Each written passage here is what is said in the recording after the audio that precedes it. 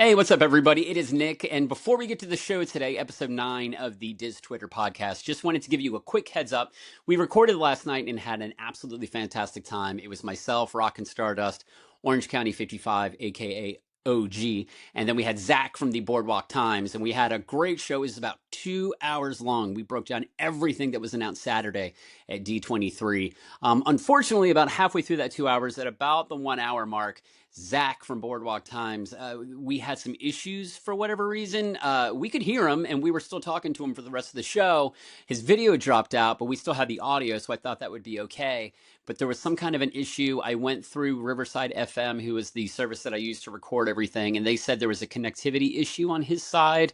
And unfortunately, they weren't able to rescue any of that audio. So for the second half of the show, I had to go back through and edit out all the long pauses you would have heard where Zach was saying something. It just didn't get saved for whatever reason. So if it sounds a little choppy in parts on the hour mark beyond that, just know that's where Zach was, but I had to edit those long pauses out the best that I could. I still wanted to get a show out to you, so it went from about 2 hours long to about an hour and 45 minutes long once I had to take out all the dead spots from Zach's audio. So that's a real bummer, but I do want to have Zach back on at some point, and we'll do a full show with him. But like I said, this whole show is breaking down everything that was announced at the Experiences panel on Saturday. So without further ado, let's do the show. What is going on, everybody? Welcome to the Diz Twitcher podcast. I am Nick Chappell, back for a very special episode. I'm super duper stoked to do this one.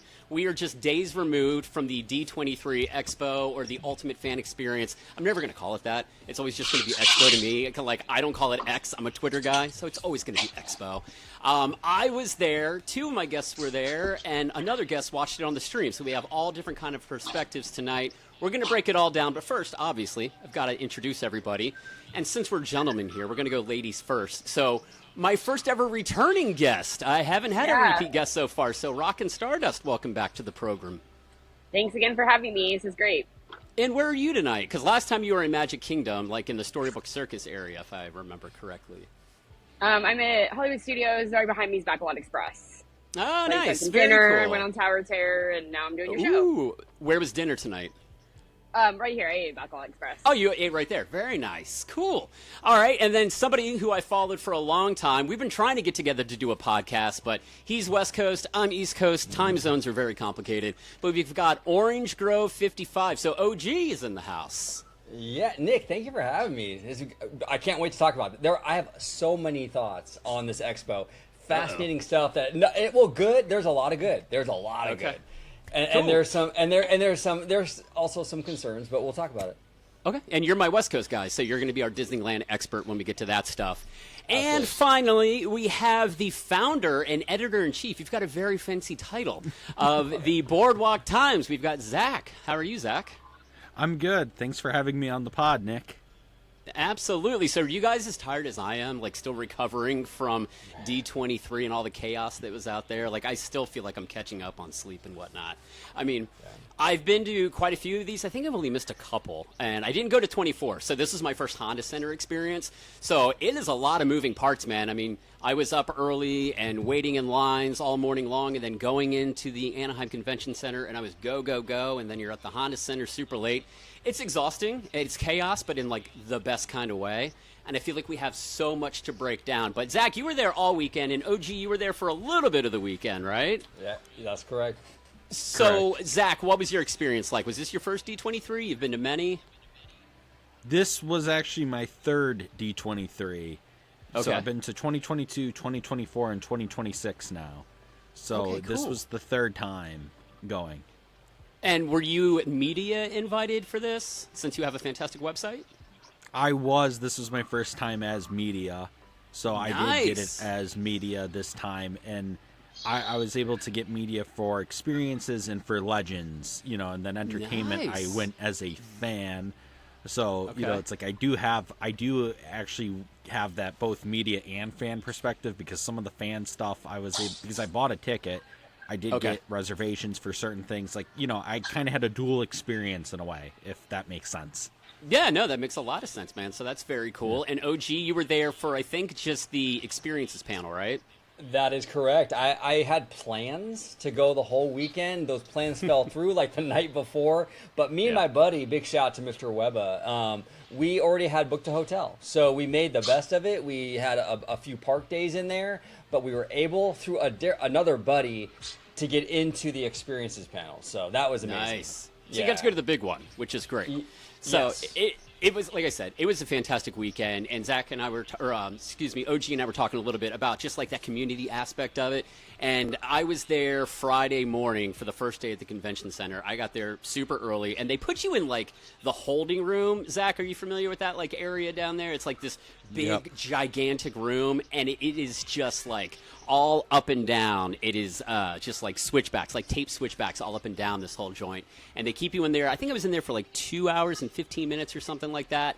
And they finally let you in the convention center. Then everybody just kind of like bum rushes in there, runs to all their different merch places. It is chaos. It is like rope dropping a park. But again, in like the best way. I loved it. It was a good time. So we are here to break down Saturday, most importantly. So that's what we're here to talk about. So Rockin', how was your experience like streaming the whole thing? Like, what did you think about it? Like, did it come across okay on the stream? Because I haven't gone back and watched a replay yet or anything.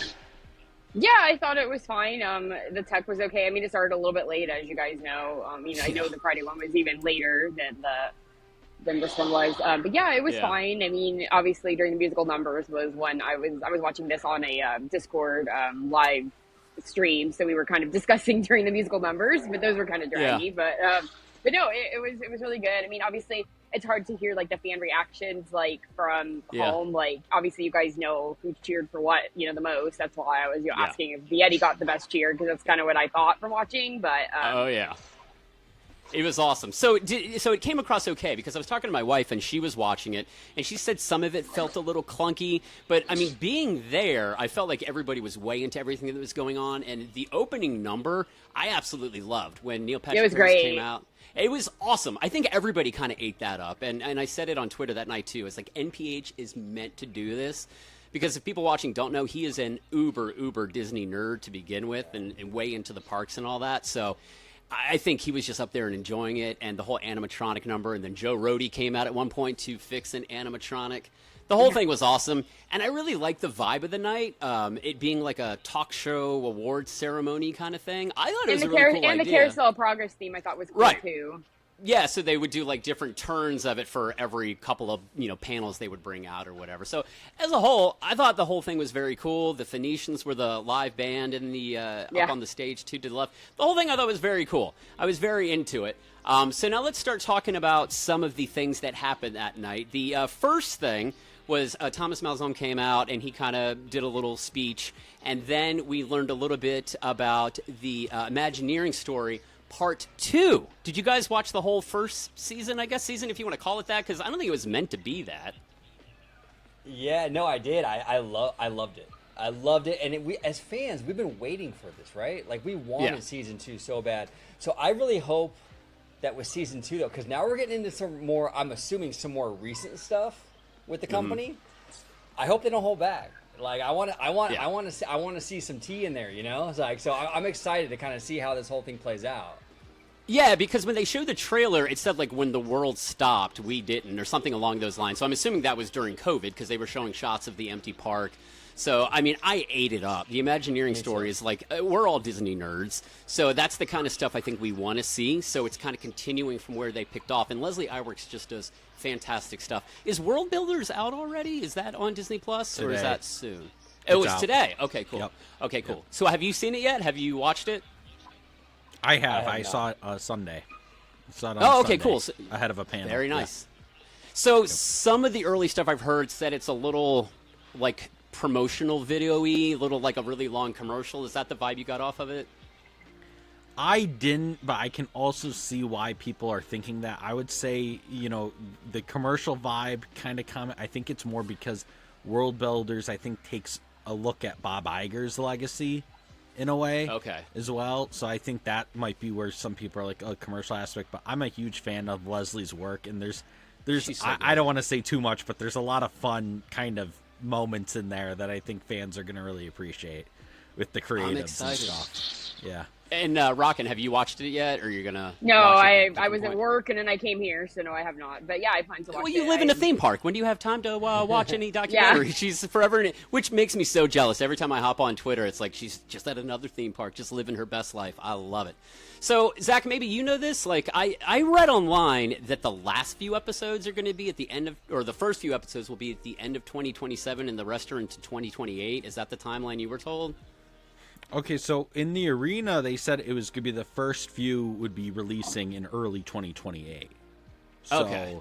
And then that's I what read on Parks blog. That's why I was confused.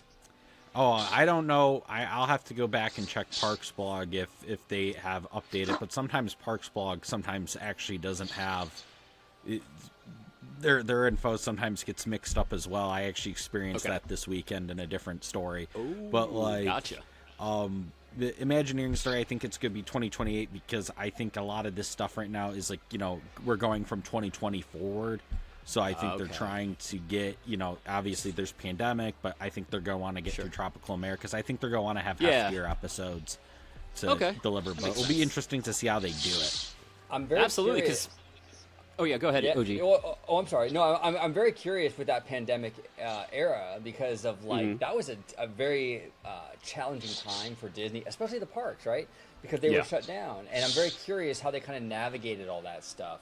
And I believe that was also probably most of it was also during the Chapek era and all that to kind of get into the mindset of that time. I think will be fascinating. Absolutely. I'm looking forward to it. Again, I just eat that stuff up. And it's cool that we have that now because back in the day, like I would just watch any little thing that the Travel Channel would give me. And now we're getting all this awesome content on like the Parks Blog YouTube channel and the stuff that they are putting out on Disney Plus. So I think it's great.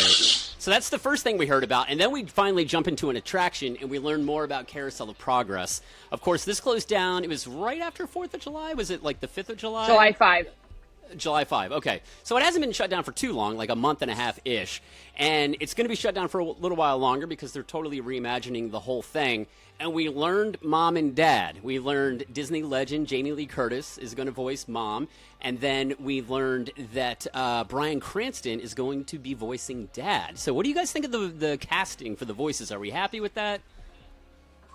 I mean, Brian's was in one of my favorite shows of all time. Breaking Bad. Breaking Bad? Yeah, fantastic. Awesome. Yeah, fantastic actor. Jamie Lee Curtis, Disney legend. I mean, spot on. I think it's, I mean, no complaints here.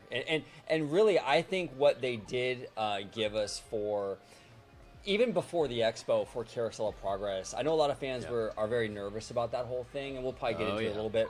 But I'm actually really excited, and I think it actually makes a lot of sense, because as we move through time, you're going to want to move that timeline up with Carousel of Progress as well. And if you're going to add the Walt animatronic, which we're assuming is 1960s Walt because he's got the little blue sweater, right? Yeah. It makes sense that you would have it start with the moon landing and all that stuff. So I'm on board. Right. I think this is a fantastic, from what I've heard, a fantastic sort of like freshening up, and I'm on board with it. But yeah, the voice actors for this, I mean, spot on.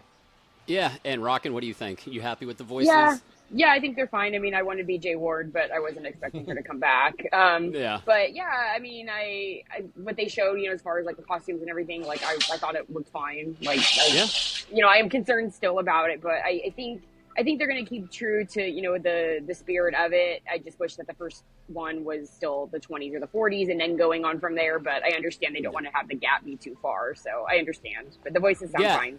For sure. And Zach, we learned too that they kind of consulted with Bob Gurr a little bit, legendary Imagineer, who, by the way, I got to say, I know I posted it on Twitter, but I got to meet him for a few moments before the panel that night. I was outside of the Grand Californian and just kind of waiting for my lift. And then in his wheelchair, literally right next to me, rolls up Bob Gurr. And I was like totally speechless for a second. It's like, this is my shot. Like, if I don't say hi, I'm going to regret this forever. So I just waited for the guy he was with to kind of stop their current conversation.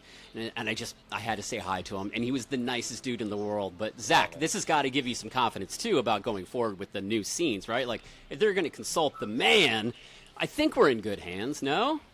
Yeah, I'm confident in the project, but I'm also still a bit like I wish the old version would have existed somewhere, even if it was at Disneyland or something, just because I love the old version because like this new version feels more like a sequel to me, which is awesome. Like, don't get me wrong, it's gonna be it sounds really fun, especially the far future scene and starting in the 60s, and I think they're gonna do a lot of fun things with it. But it's just parts of me that, like, you know, I mean, honestly, like, thankful for YouTube because everyone recorded Carousel of Progress in its final form at Walt Disney World, so it's not like I can't rewatch it, you know what I mean? So it's like that's at least good with our New World, you know, and stuff. But like, it'll be interesting to see how they do it. I was not expecting them to actually go after names like Jamie Lee Curtis or Bryan Cranston for this. I didn't really expect that type of casting. I didn't think that was going to be an aspect within this project. So I was kind of like, okay, cool. That's gives them another announcement. But I was also kind of like, that's very interesting. Did not expect this project to get celebrity kind of boosts. Yeah, no, for sure. And we saw some concept art. I think it was the 80s scene, the 1985, and I think that's the Halloween scene. That looked really cool. And in the Imagineering Pavilion over at the Convention Center, they had, I guess, a little, like, show model, like just two little ones, and they had some costumes that they're going to wear in the new show, too. So I think it looks great. And I believe they said spring of next year, right? So we don't have to wait super far. Which is exciting. And it's weird because I think all four of us, the only version that we've ever seen in our lives is the version that they just closed down. So it's the only thing that we know. I mean, I never saw the one before that. So this is going to be totally new territory for all of us, besides like being able to go back and watch old footage. So I'm excited. I am cautiously optimistic because I love the old version, not the OG one, but the one they just shut down. So we'll see. I'm excited for that. So we went from Carousel of Progress and OG. I'm glad you're here because we're going to talk about Disneyland for a second because they went right into some news, nighttime spectaculars for Disneyland. So in February, the Remember Dreams Come True Nighttime Spectacular comes back to Disneyland, refreshed with projections at the Rivers of America, It's a Small World, and down Main Street. And it debuted during the 50th anniversary, which was many, many years ago now. So I never saw it. So are you excited it's coming back, OG? Kind of yes and kind of no. It's kind of weird because it's kind of one of my favorite fireworks shows of all time. I love that firework. Oh, it's amazing. I mean, absolutely incredible. But my disappointment, and actually to kind of preface this, like most of my disappointments with the expo, like Disney World, I think had an amazing night. Like some of the best things, Indiana Jones. I mean, there was a lot in there. Disneyland, I'm a little iffier on. Like you said, though, it's a very old show. I kind of would have preferred maybe an announcement for something new, in my opinion. But I will say this, though. Bringing back the original World of Color, though, with, I think, a scene that they said that they're going to add to it or whatever. Like that was cut initially. An update, that's really, really cool. Because that original show is an absolute banger. But it was okay. It was okay. I think that I think I was maybe just expecting maybe like a new fireworks show or something for Disneyland or the Dragon for Fantasmic. That would have been nice. Hopefully we'll get that at some point. But Rockin', I mean, you grew up going to Disneyland a lot. Did you ever see that fireworks show? Yeah, I was there the first day. I went to the 50th anniversary. But that was my favorite. That's my favorite show of all time. So I am super excited about it. I mean, I think the last time it ran was, I want to say like 2015 or so. But like I posted on Twitter, this is the first time Tinkerbell's been flying at Disneyland in over 4 years. I mean, the last time she flew was September of 2022 when Disneyland Forever ended. So it's really weird. They get them every night at here at Disney World. But I agree though with OG though, like the World of Color is a good announcement too. Like the World of Color one is just not it.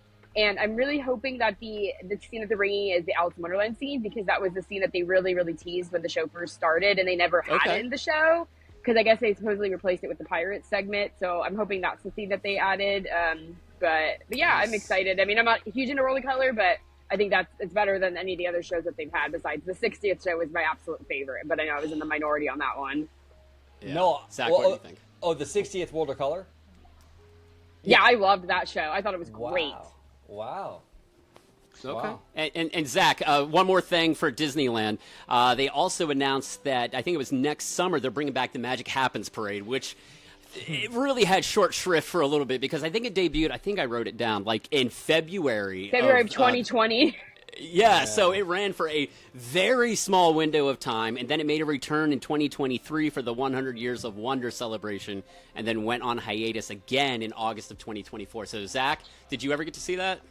I did not, and I honestly haven't gotten to see a lot of the entertainment at Disneyland Resort. I've been to Disneyland, but like haven't been able to get to some of these nighttime spectaculars or parades. Just, you know, scheduling has never aligned, you know, so I have so much on my bucket list now to still do and watch, because it just feels like feels like when I do my trips to Disneyland, I just don't see the parades, or I don't get to see that, you know, I have to leave before the nighttime spectacular, like stuff like that. So this announcement, I didn't have as much like one way or the other, because I'm like, oh, good for them, but like I just didn't have like the, you know, I don't know all about it as much like the Walt Disney World spectacular. Sure.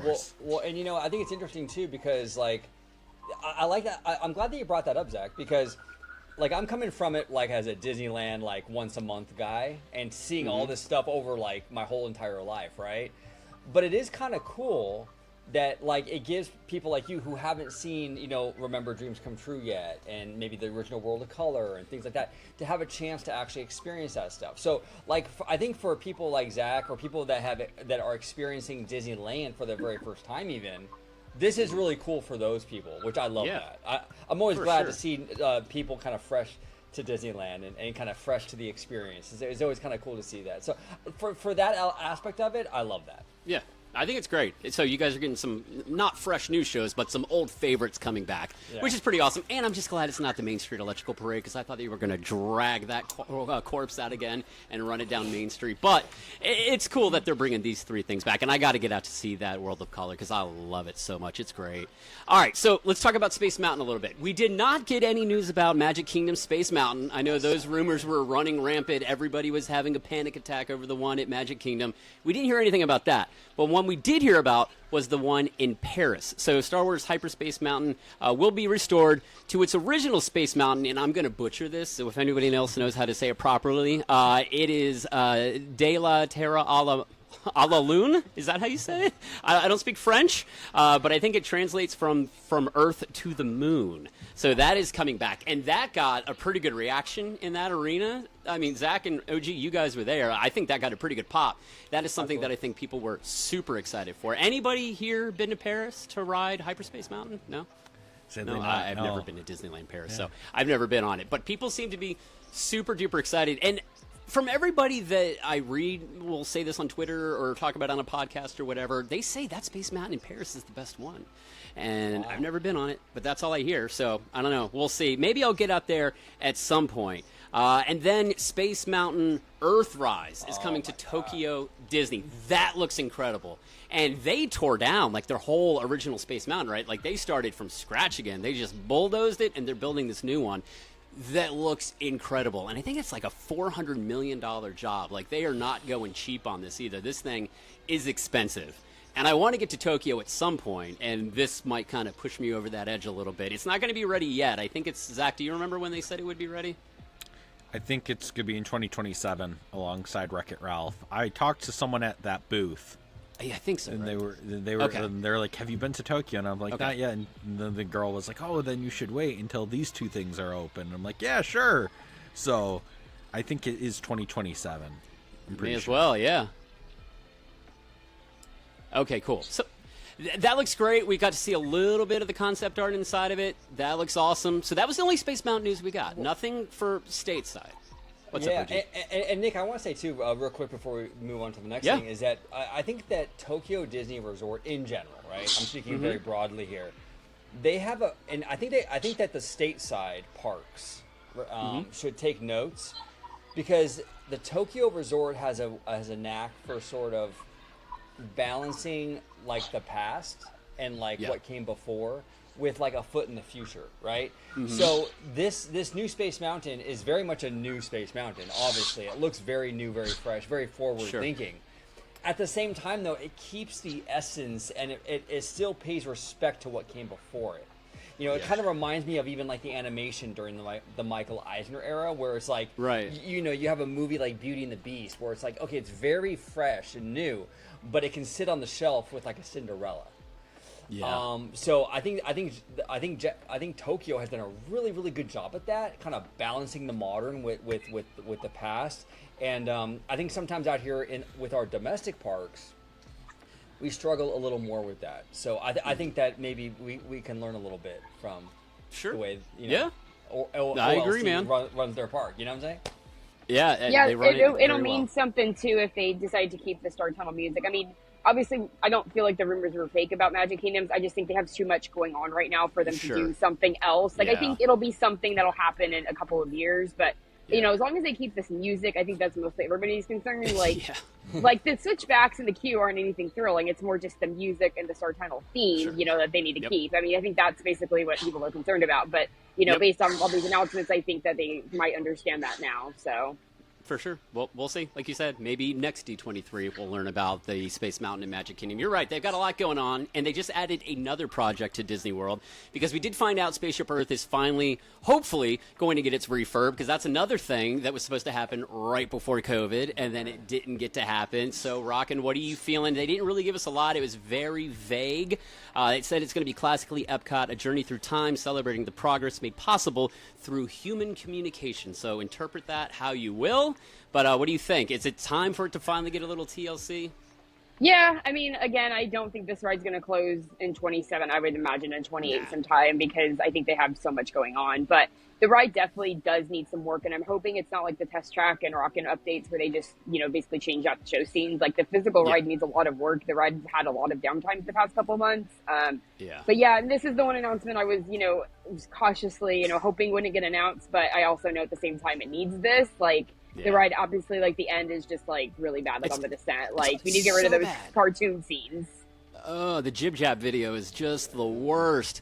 So we don't know a whole lot about it yet. We don't know any timeline. But one thing I want to ask you guys, and then we'll move on to the next thing that got a ton of reaction, is so we talked about Carousel of Progress, the voices for that. Who do you want to voice the next iteration of Carousel of Progress? I'm going to go down the horn here. So, Zach, who would you want to see voice it? I've already got my answer. I said it last week when I talked to Dr. Seeker. Ooh. So, Zach, who would you want to have voice it? The next narrator of Spaceship Earth, right? I'm trying to think. Let's go with like Patrick Stewart. That's who I would go with. Okay. And OG, who would you go with? You know, Morgan Freeman. Actually, I think he would be. I knew somebody was going to say Morgan Freeman. It had to be somebody's answer. I would really like Morgan Freeman, and I'm sorry. The gal's name is who's the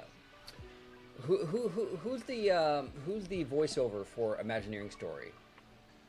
Angela Bassett. Is it oh shoot. Angela there you Bassett. Go. From American Horror Story and all that stuff. Yeah, she would be great. She's got a great voice. She'd be great as well. Yeah. But one of them would be cool. Yeah. All right. And Rockin', who would you have? I just honestly want Jeremy Irons back. You just want to bring back Jeremy Irons. Cool. I just want Idris Elba. I could listen to that dude talk all day long. He's got such a great voice. And he's done, Lion King, so he's got a little bit of history with the company, so I think that would be great. I don't know when we're going to find out more about that. That was not a throwaway announcement. It's just one they didn't really give us a lot of info about. And like you said, Rockin', that I don't think it's going to be closing down anytime soon. I don't think they know what they're going to do yet. I mean, I just hope there's no IPs. Yeah, let's hope not. I would really prefer that not to be in that specific attraction for sure. All right, and then something that I think had, if not the biggest reaction of the night, it was one of the biggest reactions, is when they came out and said, finally, after 20 years, they're going to fix the freaking Yeti. And I think this is awesome. And the crowd went absolutely bananas. I mean, you guys were there. You heard it. Everybody was kind of I thought I was going to lose my voice. I was screaming so loud. I was so geeked. This giant animatronic attraction has been broken since 2006. So it's been a long time. It's 25 feet tall. All we ever heard from Disney and Joe Rohde is, we can't fix this thing. It's too much of a big task. We'd have to do X, Y, and Z. But apparently they figured it out because they're going to do it. Now, again, I don't think this is something that's going to happen anytime soon, because Animal Kingdom can't really afford to lose another attraction at the moment until Tropical Americas are done. But Rockin', I mean, you're at the parks all the time. What do you think about them finally fixing the Yeti? Is it something they needed to do, or could they have just said, you know what, we don't need to do it, it's fine? They didn't need to do this at all. I think this is a great goodwill gesture to the fans, because they get the ride is fine without it. The ride is plenty popular. They're gaining basically no money out of this situation. Like, there's no, they're not getting anything out of this. And I think it's really fantastic. Like, I was very surprised. I mean, we all were thinking it might happen someday, but not really thinking it. But Yeah. I mean, I know people were saying, oh, they're announcing maintenance, orders at D23, which is true, but this is like really legendary. And I think eventually what they'll end up doing, I think it'll be kind of after Tropical Americas opens, but I think they'll take him out and it'll be Yeti-less for a while until they're ready to put the new one in, and it might be down for like a month or so. Like, I don't know. That's my prediction. I don't think that they'll close the ride for like a year and put this in. Like, I think they'll prepare him and then, they'll take him out, then prepare a new one. I think it'll be a brand new figure. And Zach, I know, Zach, that they said that after the fact, too. I think they kind of confirmed that they're not going to be bringing in a whole brand new figure. Now, what I read online anyway, I'm pretty sure this is on a quote from Drew Smith, I think had it on his Twitter page, that the Yeti is being repaired, not replaced, and refreshed. Is that what you heard, too? I'm pretty sure I read that on somebody's Twitter page or the Parks blog. It was one or the other. That's what Drew had, and this is still something I'm still trying to look at as well, because I'm trying to I'm still, obviously, as you all know, like, still trying to catch up from D23. Same. So it's like so much going on. But yeah, I still think this is this is an amazing announcement. Like, I'm happy they did it, because for years people said they'll never do it. They'll never announce it. They won't do this. And, they did it. So I'm happy. I think it is a post-Tropical Americas project. And, unless there's some way they're going to decide to, do it during it, but I doubt it, because of just, schedules and stuff. But I mean, it gives, Animal Kingdom's not stopping after Tropical America, so it does seem, it does bode well for the future. I feel like it's going to be like, let's keep investing here. Let's keep making things great. And OG, what do you think about what Rockin said, too? And I could not agree with her more, that this is not something they had to do. They don't have to take the time, effort, and money to do this. This is absolutely a goodwill gesture to the fans. Like, maybe they're just sick of us bugging them about it. I don't know. But I think this is great. It's just the kind of stuff, like, and I've seen a lot of people say, like, this didn't need to be announced. They could have just come out with a quick post at some point, because this is something that had to be done. I loved the way they announced it, and people went nuts about it. So what do you think? This is a goodwill gesture, no? It is, and here's the thing too. I'm glad Rockin, that you brought it up, that they didn't have to do this, because Disney gets a lot of heat for a lot of things, right? But they do actually give the diehard fans like ourselves quite a bit of love here and there. Like, even like the Walt animatronic stuff. Like, that's not a normie thing.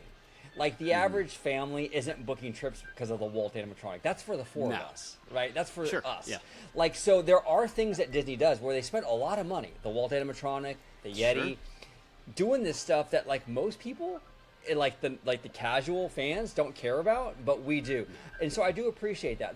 Sometimes they make, us on Diz Twitter mad, right? With certain announcements, but then they also sprinkle in some of this love. Like, hey, you know what?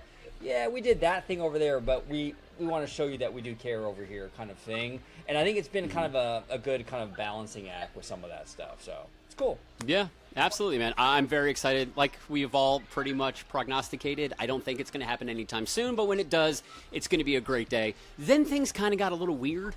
They kind of poked fun at the Disco Yeti name, and then they brought Gloria Gaynor out, the Queen of Disco, to sing I Will Survive. It was kind of funny, and if she just came out and sang like a quick bar or two from it, that would have been good. But she was out there singing the whole song. It was fun. I mean, I like the way, and this isn't something else I should have brought up. Throughout the night, they were a little self-deprecating also. Like, they finally started to poke fun at themselves, which I think is a good way to go about it, because it's like they're seeing what we're saying. They're like, you know what, let's just roll with it. It's fine. It's fun to poke fun at yourself every once in a while. I think it's fun. It's endearing in a way. It is, Nick, and actually it kind of brings the barrier down a little bit, right? I think when Disney sort of pretends like things don't exist, I think that's when the situation gets worse, like PR-wise, right? And I think it's good. Like, for example, at the last quarterly earnings call, it might have been the last one or the one before that. Zach, you can correct me if I'm wrong, but one of the last ones with Josh Giamaro, he mentioned Universal and the impact, the Epic Universe, and what have you. And it was like, we didn't really see a whole lot of that kind of candor before. And I think fans appreciated the honesty. Like, hey, you know what? Universal is a thing. They do have an impact on our stuff, and we're going to acknowledge that. And I think it's the same thing with the Disco Yeti. It's like, hey, you know what? look, we're not going to pretend like that thing didn't happen, right? It's a thing for 20 years, and we're going to acknowledge it, and I think that's a good thing. I think it's a good thing to be open with your fandom. It builds trust, number one. Yep. And I think that it's refreshing because we've gone so long without that. So absolutely. So yeah, I'm excited. I think everybody all the way around is very excited for a new Yeti or a refresh Yeti, one that's actually going to work. Very exciting. And OG, we're going to stay on the West Coast, the best coast, as they say, and we're going to talk a little more Disneyland and DCA because then they came out with some of the Marvel news for those attractions. So John Stamos came out for this, which was kind of cool. Uncle Jesse, and I think yesterday was his birthday, so happy belated birthday to Uncle Jesse. And Kevin Feige came out and Brett Strong, and they talked about Avengers Infinity Defense and the Stark Flight Lab. Both of those are going to be opening up in 2028, which Avengers Campus needs all the help it can get. I mean, I've been on record for so long saying that land is just a complete and utter flop. I don't even count Mission Breakout as part of that whole thing because that was already there, and then they kind of lumped it in. But when I was there, I didn't even spend a whole lot of time in DCA. I'm not a huge fan of that park. I mean, I spent a decent amount of time in there, but I ate food in Avengers Campus. I rode Mission Breakout, and that was it. Like, there's not a whole lot to see. I hate web slingers. So, Rockin', this land needs the help, right? Are you excited about either of these two rides? I mean, they're bringing back a lot of the, the actors who portrayed these characters, like Hawkeye and Robert Downey Jr. is coming back as Iron Man. So it sounds pretty cool. Yeah, I thought this panel, announcement panel, I thought was the worst. They didn't really give us any new information at all. Like, we already kind of knew everything they were talking about. I mean, I think it'll be good. I just hope they don't rely on screens. I know they're going to have big set pieces, but I wanted more about the story of Thanos. They didn't really talk about that. And then the Stark Lab ride just honestly looks really terrible in my opinion. Like, it looks nauseating. Yeah, it looks nauseating, and it's only 2 people. Like, I don't think the capacity is going to be very good on it. No. So, I mean, I think this is better than the original announcement they made, I believe, at 2019 D23 about the Wakanda ride that they never end up doing. I do think I do think the Infinity Defense does sound better than that, but I don't really feel like this is new technology since this looks like something that Universal's been using since The Amazing Adventures of Spider-Man in 1999. But maybe there'll be some new tech on it. I mean, it's probably going to be a clone of the Neverland ride at Tokyo. Is kind of what everyone's speculating. I was going to bring that up. Yeah, that's been the hot rumor. It's going to use the same 3D ride system as Peter Pan's Neverland Adventure and Tokyo Disney Sea, which I'm not familiar with. Zach, do you know anything else about these 2 rides coming to DCA that we didn't touch on? Or do you know anything about the Neverland ride, like that ride vehicle? I only know that it's I would say it's like probably 90% confirmed that is the ride vehicle for Infinity Defense, but it might have some different slight changes, I guess. I think that's what, because like they're hyping it as a new ride system for Disneyland Resort, so obviously it might be slightly different, but then again, it is very similar to what Universal already has. But I mean, I'll be curious to see how they actually deliver on this. I mean, my biggest thing has been that's like Marvel's one of your biggest kind of blockbuster properties that can get a fandom into your parks that might not typically always go to the Disney parks. So it's like, it's similar to like how people would go to Star Wars Land who were more Star Wars fans than they were Disney fans. I think the same thing could happen with Marvel, but the thing is, like, they have to deliver. So, I mean, I am a little bit nervous about both projects because I just think, you want it to feel realistic. You want the stuff on the screen to feel real. And like stuff like web slingers, like you brought up earlier, Nick, it's like web slingers doesn't feel real. So it's like you don't feel like Tom Holland's in the pre-show, but then once you're on the attraction, it doesn't feel like Tom Holland's with you anymore. So it's kind of I hope for the best. I'm hoping that because it's 2028, maybe we're still kind of tinkering and retooling the best we can, and we're just gonna run the clock out until the last minute to make sure it's great, because I truly thought this was going to come out in like late 2027. I thought this was going to coincide with the Avengers, like the Secret Wars. Secret Wars. That's right. The one next year. Sure. Yeah. But you understand what I'm saying, though. I thought but that they're doing 2028. I'm like, maybe they are really just like, we got to take our time with this and make sure we're actually hitting the right notes. But I'm hoping for the best. But so far, like, the info we got was so minimal. I am excited for the returning cast, though, but that's even another aspect where I'm like, really hope they have more than just those people, because they really hyped that first that it was going to be so many people. Now it's like, that's only 6 people. So it's like... Yeah. Right. So That's so true. Jeremy Renner, Anthony Mackie, Chris Hemsworth, Robert Downey Jr., and Miss Marvel. I don't see where I put her name, and that original or that actress is going to be coming back to voice that. So yeah, that's it. That's all we know. There's so many other characters in the MCU. OG, I'll let you have the last word. Are we excited for this? Can it save that god awful land as it stands right now? Here's my I have some optimism here with this one, and then some concerns, and a lot of concerns with the Kuka arm. But like with the Infinity Defense, I'm not too concerned about the Rise system, because we've seen like Rise systems, like identical Rise systems, utilized in very different ways in the past, right? So like a perfect example out there in Walt Disney World, Dinosaur and Indiana Jones. Those are going to be 2 very different experiences, but it's essentially the same Rise system. Or you have like Small World and Pirates, same Rise system, very different experience. So I'm not too worried about it being the same Rise system as like the Peter Pan ride in Tokyo, because they can do something very different.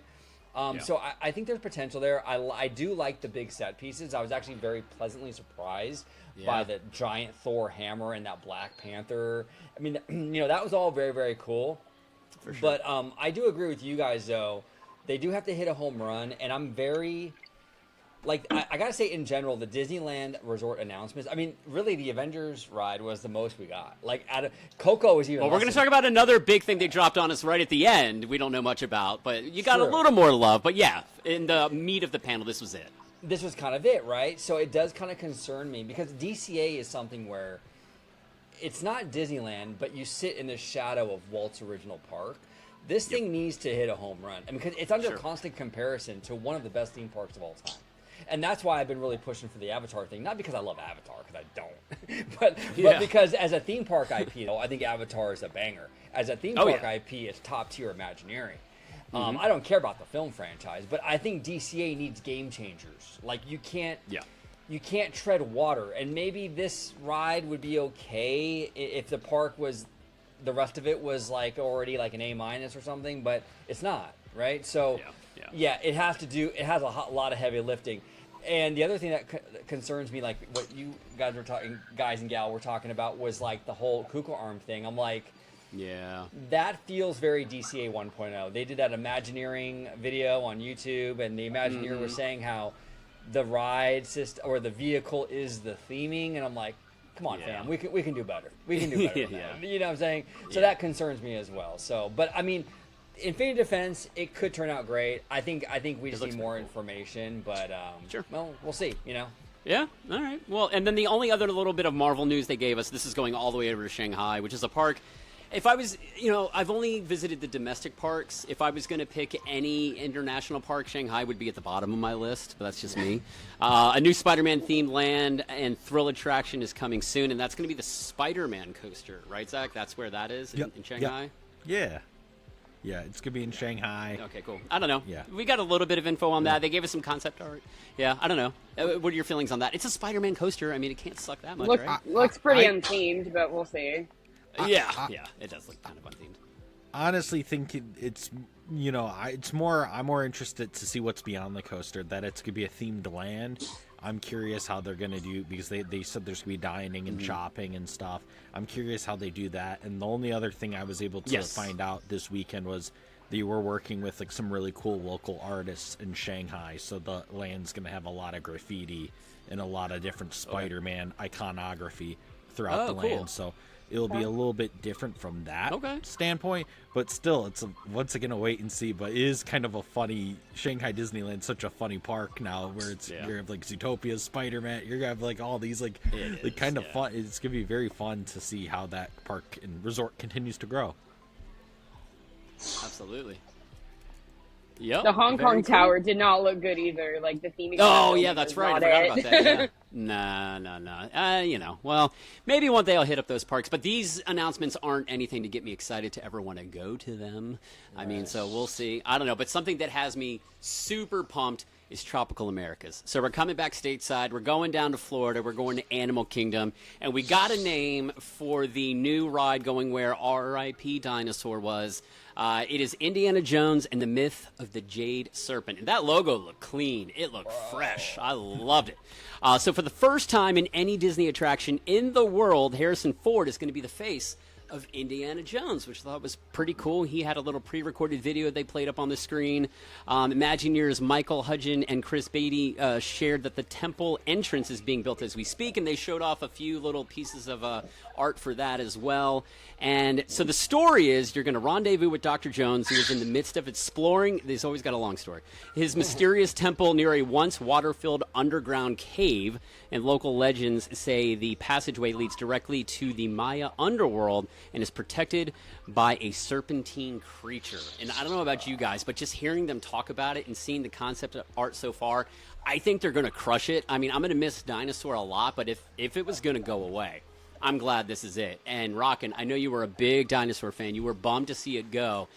But what we know so far, are you jazzed about this? Did you see the size of that snake that they showed us? This thing is gigantic. Yeah, I honestly, this was one of the rides I had a lot of hesitation for, you know, when they announced everything, because I'm like, we really need a third iteration of this attraction, you know. Yeah. I mean, the other two are great, I'm not denying that, but yeah, I was, honestly, the story sounds really good. I'm glad they abandoned that Jaguar Mayan thing with the screens that they previously talked about. Like, this feels like it's going to have a lot more animatronics, which is what we all wanted, because that's what Dinosaur had. And yeah, I'm just curious where they're going to put the giant snake. I feel like it's going to be towards the end of the attraction. But the one thing that kind of doesn't make sense, though, is the Harrison Ford is going to be, like, the model, because, like, if this ride's supposed to take place in the 50s, if they're using his current face, it's not really going to match the time period. So I am interested on that. But no, I think the blame is way too long, but that's okay. Nobody's going to call it that. We're all just going to call it Indy, like we do Disneyland. But yeah, this looks really good. I'm really optimistic for this, and I love that we're going with snakes, and it does tie into the Animal Kingdom lore, and the fact that Rhodey's behind it gives me confidence, too. If Joe Rhodey gives it his blessing, you know it's going to be good, right, Zach? I mean, are you pretty stoked for this one, too? Were you a big Dinosaur fan and bummed to see it go? I was a huge Dinosaur fan. Very sad to see it go. I was just, you know, did not like the fact that this was going to really even happen. But then once I've heard more details about the project, I've gotten slowly more on board. You know, it's been, you know, more and more being revealed. I'm like, okay, this is going to work. This sounds really fun. You know, I'm good with it, but I still am a huge Dinosaur fan. I mean, it's just one of those things I like, that we were different from, you know, Disneyland in a way. But I'm at least happy enough that Imagineering is making this different from Disneyland's version, that this is truly gonna be ours. So it's not a carbon copy. So I mean, I'm thankful for that. So that's the bright side of it too, as well. Yeah. For sure. OG, what are your thoughts on the Myth of the Jade Serpent? Very long name. Oh, Nick, this was like, I'm a West Coaster, but man, the East Coast won my heart that night. Indiana Jones, that was like one of my favorite announcements of the whole night. I love the name, the logo, the snake, the serpent, the whole thing. I think it was spot on. They're doing exactly what they needed to do with this, right? And, you know, we as fans have complained, you know, for a long time about how Disney, you know, copies and pastes and clones attractions, right? Yeah. This is not a clone, like you were saying, Zach. Nope. That's fantastic. Nope. I love it's a new Indiana Jones adventure. I also like the fact in general, we're seeing this pattern across the board. You guys are not getting, and we'll get into the details, obviously, but like, you know, you're not getting a carbon copy of our Cars Land, which is great. We're not getting a carbon copy of Your Pandora, which is also great. Yep. I like that Imagineering and Disney is going in this new direction of like, okay, you know what?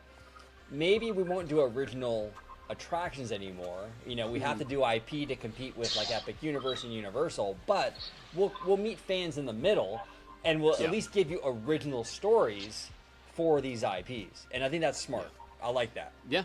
Absolutely. I agree I'm with you. Excited. Yeah, I agree. Very good point. And then we're going to go down the way just a little bit from the new Indy ride and talk about the Tropical America's Carousel, which I think is kind of a sleeper. I know it's a carousel, and it's like, oh, do we need a carousel? Hey, you know what? That's a great family ride. And how cute do these little wooden carved animals look? There's 22 of them. And as soon as they showed it on the screen, I yelled, Heimlich's back! Because I saw Heimlich in the bottom left-hand corner, and it got me all excited because Bugs Land was one of my favorite spots in DCA. Then they got rid of it. Heimlich's choo-choo train no longer with us. But the name of the carousel, again, I can't speak all these other languages. I'm just not great at this. The El Carousel de los Animalitos, something along those lines, is going to be the name of the carousel, but we're just going to call it the carousel. Nobody's going to call it that either. So are you guys excited? They're going to have Finding Nemo, or Squirt from Finding Nemo, excuse me, Pascal from Tangled, Bambi, finally some Bambi stuff in the theme parks, which is cool. We're going to have Pua from Moana, Miko from Pocahontas. Those are just some of the 22 we're going to see. So, OG, thoughts on the carousel and this particular carousel? Classic Disney, right? Classic Disney. I love how each animal looks like wood, like hand carved wood. Yeah. Yep. Amazing. I think it's a perfect fit. I really do. And you're right. I think it is a sleeper. Look, it's not going to be the big showstopper like Indiana Jones or even Encanto, right? But it's one of those smaller kind of filler attractions that every theme park needs. But it's not cheap filler, though. It's not like the Kuka Army. Right. It's more like, it's filler, but like this is a classic Disney thing, though, still, right? Mm-hmm. The quality is there that you wouldn't see at a random amusement park, right? So, no, I love it. I absolutely love it. You can tell that Disney's really putting a lot of love into this tropical Americas area. Oh, yeah. You can tell. When Disney goes in, they go in, Yeah, when they go in, they go all in. And Rockin', I don't know, did Epic make carousels cool again? I mean, they've got theirs over there. Yeah. That's a weird carousel. What's that? I can't remember the name of it off the top The Constellation of my head. Carousel. I wanted to say Cosmic, but the Constellation Carousel. That one's a little funky. It's a little out there, and it's super slow fun. loading. But, cool to bring a carousel to Animal Kingdom. Are we at all excited about that? But OG made a good point, too. Not everything has to be an e-ticket ride. Like, we need some of these kind of rides, right? Yeah, Hollywood Studios needs stuff like that, too. But yeah, yes. I think the hand carve looks great. I love the detail. I just hope the durability is good with just people getting on it all day. I hope that it doesn't get all scratched up and dinged up. But no, I think it's great. I think it'll be. I just hope it doesn't have lightning lane because the carousel doesn't need to be a 30-minute wait. No.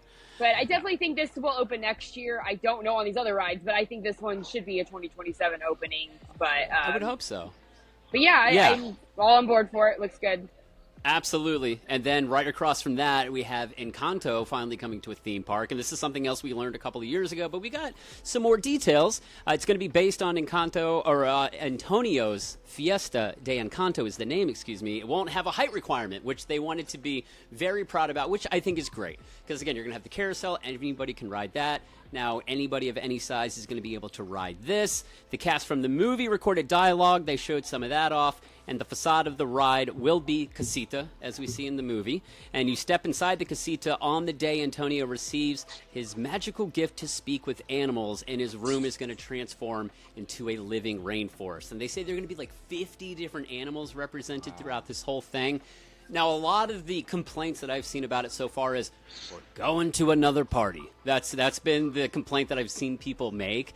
But for me, this one makes sense because this is right out of the movie. I mean, this is like a huge deal in the movie is you getting your gift.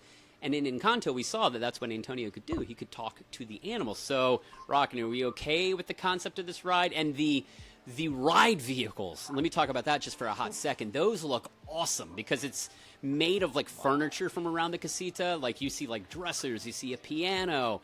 And did they say this is not going to be trackless, right? Like it looks like it's going to be on a track for this, I think. We don't know.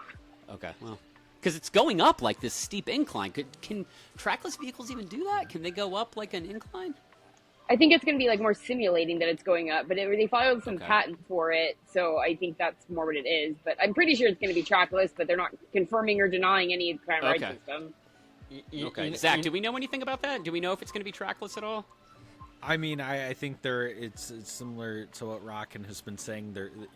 There's some thinking it's trackless, some that are thinking that it's tracked. I thought they were going to say it at D23. I thought they were going to just come out and be like, oh, it's an Omnimover, or it's trackless. Usually they like to compare their attractions to like other attractions to give you more of that like I thought they would have said, hey, this is like Mystic Manor, or hey, this is like Haunted Mansion, just to give the audience that like instant, oh, I got it. Because they did that with Coco a few years ago where they're like, oh, it's like Pirates of the Caribbean, and everyone's like, okay, cool, we know what it's like now.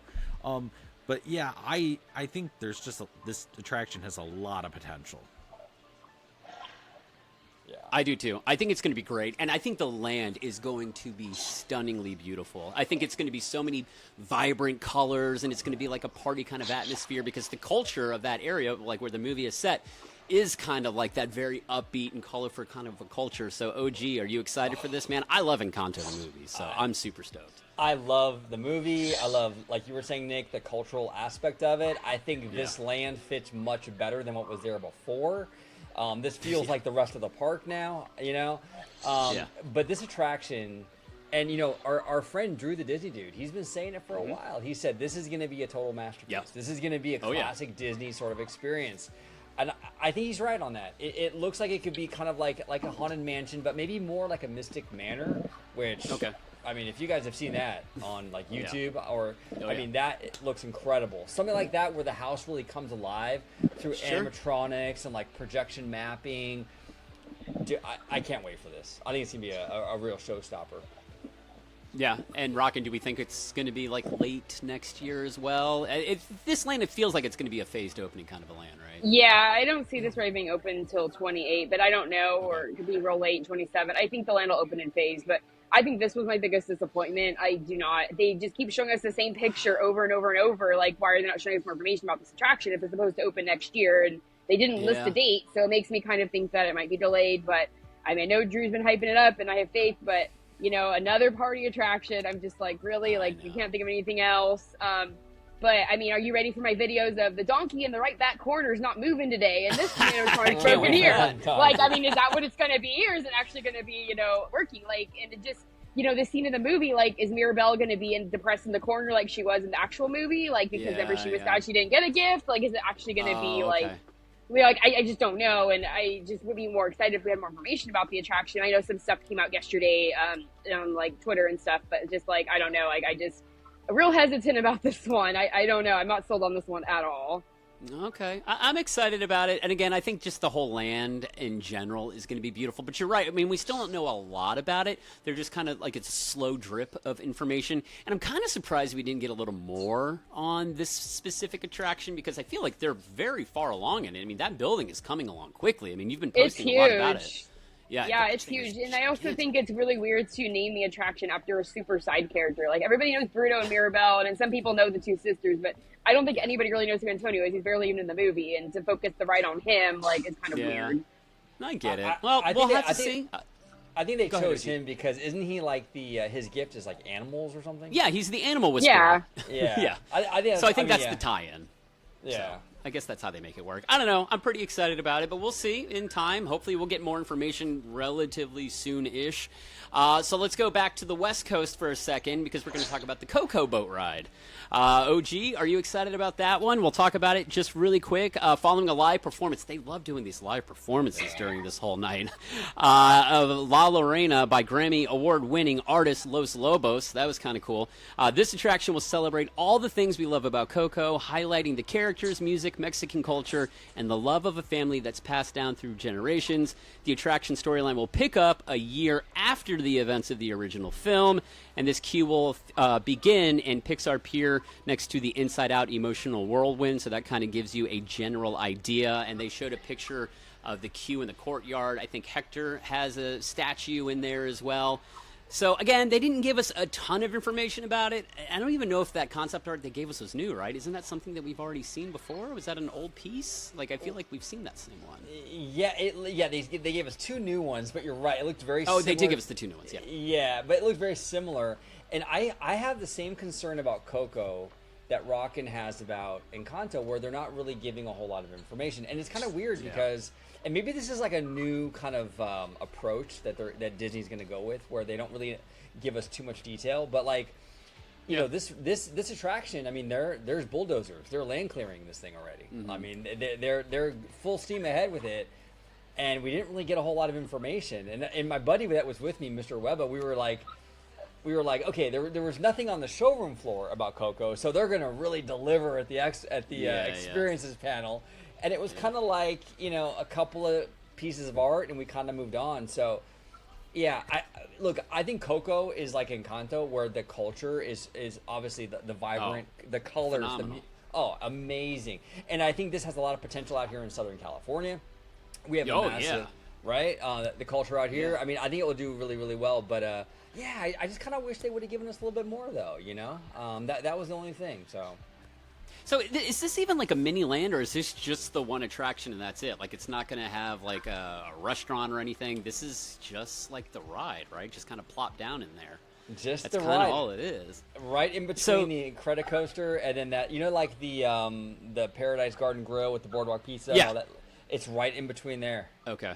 Yeah. Like where the parade gates is. That's why we don't think we can have parades there anymore. Is because of this ride. Right. Whether or not this is like long term, but I don't know why they, like, last D23 they gave us more information than they gave us this D23 about. Like, we got nothing, and I think now it makes more sense why, because now they're tying it into the movie that's not coming out for a couple years, and if that's the case, I think that's why. But yeah, like OG said, like I've seen pictures behind like that area they're calling land clearing, and like they're ready to go, and I was hoping they would announce something about the technology, like on that new pirate animatronic being something like the transition from the dead to the alive. They were going to use that kind of technology on the ride, but I was like really surprised they announced basically nothing. Well, and I'm very curious too how the technology, because that's not a huge amount of space. I mean, they basically cut into the sidewalk for Disneyland Drive to fit this. Yeah, I mean they're utilizing every square inch. I'm very curious what kind of like technology they're going to use for this to kind of maximize the experience, because it doesn't look like a whole lot of room, and I don't know if it's going to be. Yeah, I wonder if it's going to be like set pieces that maybe once you pass it, maybe they transform like the Mickey and Minnie stuff, and then when you pass it again, it's like a different scene, or something like that. Because I don't know how they can get like a 2 or 3 minute boat ride out of the space that they have, but we'll see. Wow. Okay, Zach, you know, you and I are both East Coasters. Is this getting you excited enough to book a trip to Disneyland when it opens? I mean, are you any kind of excited about this? Oh, I am. I'm excited for it once it opens and stuff, and I'm excited for the future of Disneyland Resort. And I do think this project, out of all the ones we heard about, like I would assume would be, you know, I know we have the Avengers in 2028, but I mean, gotta assume this one's coming, you know, soon after. Very cool. All right, well, Encanto and Coco are two of my favorites, so I'm pretty stoked for both of them. All right, let's go back overseas real quick. Again, we're going in chronological order of the evening. They were kind of all over the place. We'll just touch on these really fast. The Lion King ride that's coming to Paris, is that in Adventure World? That's not in Disneyland Park, right? That's in Adventure World. Correct. Okay, so it's got a 52-foot drop. They're going to have Scar in this thing. I just can't believe it's taken this long for a park to get a Lion King ride. I know we have Festival of the Lion King over at Animal Kingdom, but to get a proper ride, and I know people were clamoring, like, why isn't Animal Kingdom getting this? It's like, well, we've already got a few other things in the pipe right now. Maybe this will come down the line, but it looks awesome. I mean, I love Lion King. That is such a classic animated Disney movie. It looks great. Paris is probably going to be the first international park that I go to, and I think this would kind of maybe push me over the edge a little bit, no pun intended with the whole flume ride thing, but it looks great. I mean, I'm excited. I think that looks great, and then construction has already started on that, and then back to Tokyo, Sugar Rush, Sweet Escape. I love Wreck-It Ralph, and this does look pretty cool, and this is another thing to get me geeked up about Tokyo. It's an indoor interactive gaming attraction located in their Tomorrowland as part of this whole thing they're doing with Tomorrowland out there. Guests are going to join Ralph, Vanellope, and their friends to stop the sugar bugs, these glitches created by King Candy, from destroying Sugar Rush. So those are a couple of things they didn't really spend a whole lot of time on. They just kind of said, hey, these are some things that are coming, kind of, again, just little updates. And then speaking of updates, I think we'll spend a decent amount of time on this. We got to come back to the States, go down to Florida, and we got to talk about Piston Peak, because this is part of the biggest expansion in Magic Kingdom's history, this in Villains Land, and there was a giant model on the showroom floor inside the Imagineering Pavilion. And I know it was very controversial when they announced the removal of the Rivers of America, right? Was it? I didn't hear about that. Were people upset that Rivers of America was taken away? A little bit, you know, a little bit upset. Yeah. But here's my thing with it, and and I'm coming at it from a California perspective, so I don't have a lot of emotion tied to that park, to be fair, right? Mm-hmm. But I think it's a smart move because I think Magic Kingdom has always been kind of seen as like trying to be like another Disneyland, right? Where I think now this park, Magic Kingdom, is really carving itself out, its own identity out. You're going to have the Piston Peak area, very different than Disneyland, and you're going to have Villains Land, and we'll get into Villains Land too. But like, I think it's really smart to give Magic Kingdom its own identity, where it's no longer trying to be Disneyland; it's doing its own thing. We actually had a similar situation, but smaller scale, out here in California with the Tower of Terror. We had a smaller, different version of the Hollywood Tower Hotel at DCA, and it was always compared to the Florida version, and everyone would always say, the Florida version is better, which it is, right? Yeah, absolutely. But what they did when they changed it to Mission Breakout, it became its own thing, and those comparisons stopped. It became its own identity. It carved out its own niche. And I think that was really smart. I think Magic Kingdom is kind of doing that on a larger scale, which I think is a really, really smart move. And the Piston Peak stuff looks great. And that attraction where going up that mountain and then you go down, it's all bumpy and stuff. Dude, this is going to be... the kiddos are going to love this, by the way.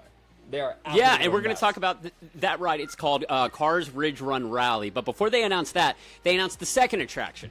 And this is something that we didn't really have any details on. That is going to be called Miss Fritter's Daredevil Spin Along. Again, all these names are just so long. Are we just going to call it Miss Fritters and just drop the rest of the name? It's inspired by the Diva of Demolition from Cars 3, which I think I've only seen once or twice. They announced that the ride will feature Miss Fritter as a huge school bus-sized animatronic, so this thing's going to be gigantic, who hosts a stampeding bash at her wildest demolition derby yet. So, Rockin', what do we think about this being a second ride? Obviously, it looks very akin to like Tow Mater's Junkyard Jamboree and Alien Swirling Saucers. Very similar to that. Yeah, and they throw it in the water too. But I mean, the fact they're gonna have a giant animatronic, I think, is pretty cool. It just doesn't look like there's much shade in this ride and this land in general. I'm a little concerned about that. But I totally agree with what OG is saying, though. Like, I'm always comparing Disneyland to Magic Kingdom, and it's nice that they're finally getting different things. Like, because I mean, I personally think Magic Kingdom is the weakest castle park of them all, even weaker than Hong Kong and Shanghai. Wow. And so now that they're finally getting to really good new lands, like I think this could definitely make them, the third or fourth best castle park, which is what they need. This is the most popular theme park in the world, apparently. Yep. But yeah, I'm excited about the Ridge Road Rally, though.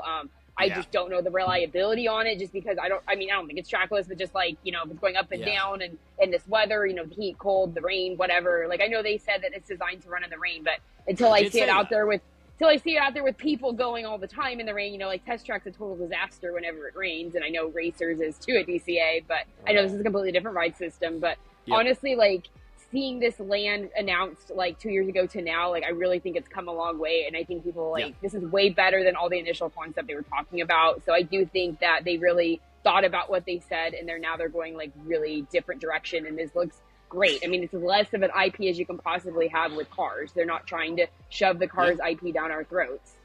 For sure. So, Zach, they said the course will take racers through the rugged beauty of America's national parks, including a climb up Piston Peak itself, where an icy, snow-covered mountaintop awaits. And Bruce Vaughn did kind of describe it as you're going to feel all the camelback humps. When you're on the ice, you're going to feel your card kind of slide around a little bit. So it sounds like this is very cool technology that they're using. Are you amped on this ride as much as I am? Because I am super thrilled with everything we've learned about it so far. And let me just say this, too. I am super excited for the land as a whole, not just the two attractions, because I was reading this off the park's blog. It says, inside Piston Peak, guests will be able to see and explore the Visitor's Lodge, Ranger Headquarters, the trails, and so much more. And the land looks beautiful. So just a quick question to all three of you. With everything we know about the land now, we've seen more concept art. We know kind of what the rides are going to be about, and we've seen the model, all that jazz. Is this going to be worth losing the Rivers of America, Tom Sawyer Island, the riverboat, and all that? Do we feel any better about what we learned on Saturday? Rockin', we'll start with you. I feel a lot better. I still don't know if it's worth, the legacy of the Rivers of America had. I wish there was more water. Like, they kind of announced that, and then they kind of took that away on the model. But, I mean, I'm optimistic. Like I said, I'm way more optimistic than I was last week about this project. Like, I think the ride does have some redeeming qualities. And OG, real quick, yay or nay, are we feeling any better after Saturday? Yeah, I think one of the big concerns for the community was like, because obviously the Rivers of America was a vibes thing, right? Oh yeah. So we're not losing any vibes. I mean, this thing looks like you're gonna have vibes for days, right? Absolutely. I mean, so you're not losing any vibes. So, and you're gonna get an attraction that not only will enjoy, but like the normies will love. Right, so I think we're good. I agree with Zach. I would also like to hear the real reason behind it, because there's been a lot of rumors around that. And once we get to the new Tomorrowland, I actually have a theory as to why that has been fast tracked. Yeah. So it kind of ties into Rivers of America a little bit, where sometimes there are these announcements where there is some underlying other reason, but. Yeah, no, I'm excited though. I mean, I think it looks amazing, and I think it's actually exceeding expectations, because I know a few people personally who were like really down on this. Like, we can't lose the river, and now they're coming around like, you know what? Okay, let's see. You know what you got. What they've shown looks pretty solid. So that's your Piston Peak news, and then they moved on. And I'm a huge Disney Cruise Line fan. Rockin', you know that. I absolutely love it. We've been on almost 30 Disney cruises now. But this is where they brought up Cruise Line, and I thought it was a weird place to do it because they kind of smushed it in between all this huge Disney World stuff. Very light on news. They announced the Magic and Wonder will be going back to Alaska next summer, which we already knew. They are doubling the amount of cruises out of San Diego, which is cool for all the SoCal people. If you want to take a cruise, you don't have to come all the way to the East Coast. They talked a little bit about the Believe. They're going to have this huge web event in October to kind of really reveal everything. But they did say Tinkerbell will be on the bow. Buzz and Woody are going to be on the hull, and they're going to be drawing Believe with a crayon in the back of the ship. It looked very cool. And Moana and Pua and Hey Hey are going to be the Grand Hall statue, which looked great. And the whole design's going to be Moana themed, which looks pretty cool, so I'm stoked on that. And we got our first look at the next class of ship. So if you don't know, if you're not familiar with Cruise Line, this is the Wish class of ship. That's going to do it for this class. And then they are going back to some smaller ships. It's going to be between the classic ships and the Wish class ships, which will make like hardcore Disney nerds like myself happy. And I'm hoping they go back to the old school, like the old Steamliner look, because they got away from that after the Dream and the Fantasy, and it's now very IP heavy. And they're beautiful ships, but I prefer the old ones. And a little bit of insider info here, like sleuths will find that on the concept art of the ship, there was what looked to be like multi-deck high, like floor-to-ceiling windows of some kind that's maybe going to look out into the ocean. You know, like when you walk into the Poly and you walk in the front door and you can look right out and you can see the castle out of the back door there. It's kind of giving me those vibes on the ship, which they've never done before. They've only got like some portholes in the ship and that's it. So that looked kind of cool, but that was pretty much it out of DCL. They didn't give us a lot, and I thought the placement of the news was really weird because we just came off of Piston Peak. And then we go into Monstropolis. So that was a weird, place for it to be in there. But Welcome to Monstropolis was a song that somebody came out and performed, and I can't remember who the lady was that sang it. But that's going to be the song for the land, and it was written by Randy Newman. And that's the first song he ever wrote for a theme park, which I think is great. So it's the name of the show, also in the Glob Theater, which is unfortunately where Muppet Vision was. My beloved Muppet Vision is gone. And this is going to be the show in the Glob Theater. They say Mike and Sully will be our hosts. Sully has been working on a small homespun show, but Mike, ever the showman, has a few surprises up his sleeve, and he thinks he will bring the house down. So we learned that. We learned about Archie's Scare Pig Pizza. So the theme of pizza being in that place, we had Pizza Rizzo, we had Pizza Planet before that, so that's not going anywhere. I don't really remember a lot about Monsters U, but I guess this pig was in that movie. I don't remember it. What I do remember is Harryhausen's, and that is coming to the land. I think that's going to be awesome, and they showed off this animatronic octopus, and I guess some people got to see it on a tour a couple of months ago, and they say it looks fantastic in person. That's going to be there. I'm a little nervous about the menu because obviously Harryhausen's was a sushi restaurant. So if you don't, I know Rockin', you don't have a super adventurous taste palette, so I don't know how some people are going to feel about it. Like, I hope they don't roll out this really cool sushi restaurant and then they have to dumb it down because they're like, people want chicken tenders. Right. I mean, if you want that stuff, go to this Archie Scare Pig Pizza and have some pizza there. Let us enjoy our sushi over here. And then they told us a little more about the door coaster. You're going to get in it, and it's going to lift you up 40 feet, and it's going to launch you out into this ride. All in all, like, I'm thrilled with how the land looks. And again, I think we're looking at a phased opening. I know that because they said that. So we're going to get like the front half of that land open while they finish up Doors Coaster. So, Rock, and how are we feeling about this whole area? I mean, I just walked by it. I mean, it's coming along there. You took the scaffolding down on the tower, so like where the clock tower is. But yeah, I think I'm actually more sold on the show now than I was before because I was like, great, another zoo gather. Like, this looks really neat. Yeah. But honestly, like, it does, and I'm glad that they gutted the inside of it. I don't want to feel like I'm seeing Muppet Vision like I do Philhar Magic in DCA. Right. Like, I walk into Philhar Magic, I feel like I'm, Muppet Vision. Like, I want it to be all gutted. I want it to feel like a new experience. So I think it'll be good. I trust Randy Newman to make good songs, so that's fine. I think that looked encouraging. I mean, honestly, I could see this land opening in maybe late spring or summer, and then the door coaster maybe later. But I think Harryhausen's will have sushi. I mean, I think it'll have some regular stuff too. I mean, I'm not saying it's no chicken tenders, but I think maybe some meat or something else. But the animatronic looks wonderful. Looks great. But it's amazing. They're selling all this Monsters Inc. 25 anniversary merch, and now they're finally doing the land 25 years later. But I'm betting it was the whole going up thing that they're probably waiting on the tech to be advanced on that. But I mean, I drive by the coaster every day. It's getting a lot of work done.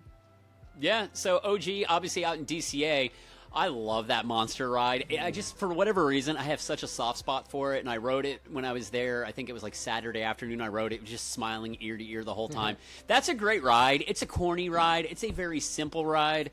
But what do you think about Monstropolis? Like, how awesome does all this stuff look like? It looks great. I was actually, it's funny because they released a few months ago some on-the-ground video.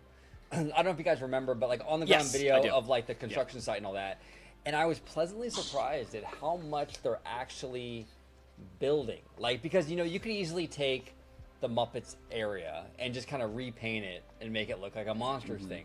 But they're not doing that. They're taking some of these buildings down to the steel beams. And they're rebuilding this whole area, basically, right? I think that's fantastic. I love that. I think this door coaster, I mean, dude, I've been a member of this community for a really long time. I remember back in like the late 90s, early 2000s. Not late 90s, I'm sorry. Early 2000s, after the movie, people wanted that Monsters, Inc. door coaster. It's been a rumor for a long time. Long time. And they brought it. I am kind of curious. I think it'd be very popular, but I am kind of curious with kiddos how intense that's going to be. Up, going up 40 feet like in 4 seconds or something. They said, right? It was crazy. Yep. And then launching, which is also kind of crazy. So I don't know if it's going to be like a Slinky Dog speed, or are we looking more like an Incredicoaster kind of vibe? I don't really know about that with like smaller kids, Sure. But overall, I think in between. In between, you think? Okay. That's cool. And I think it'll be a huge hit. I think this land will be really good. I've heard, too, internally, Monsters Moves merchandise. Like, oh, yeah, for sure. The hats. Those MU hats, like, were flying when they came out, 10 years ago. Yeah. So, and a couple of quick things, too. Next door to Archie Scarepig, they say there's going to be the Monsters University Alumni Club. There's going to be Scareporium, which is like the gift shop. I just think they're really having a lot of fun with this land. And I don't know where to set the bar, but I've heard a lot of people say, like, they think it's going to be very much like Zootopia is. I believe that's in Shanghai.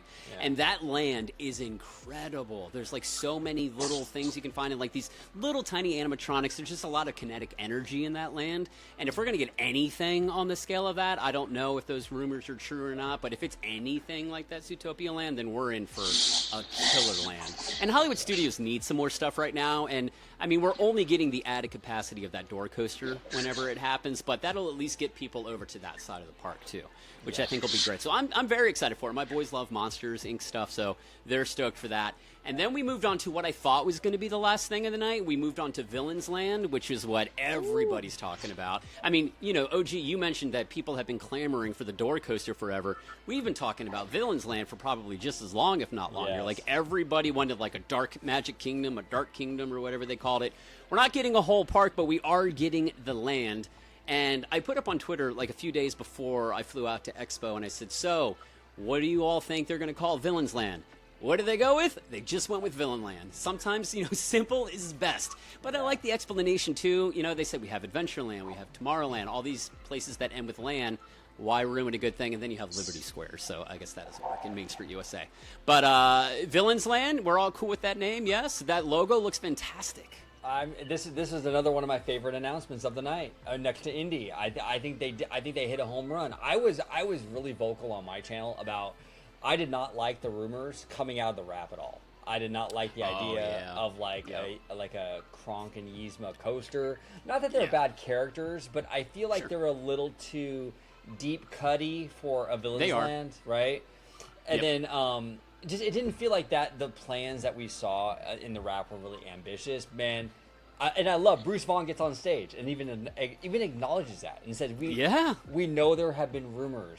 We're gonna squash those right now. Absolutely. And he did. He delivered. I mean, I love the aesthetics of it. They're not afraid to go a little scarier, which I think is important. A little edge, a little bite to it. You don't want to have obviously like an HHN thing, right? But no.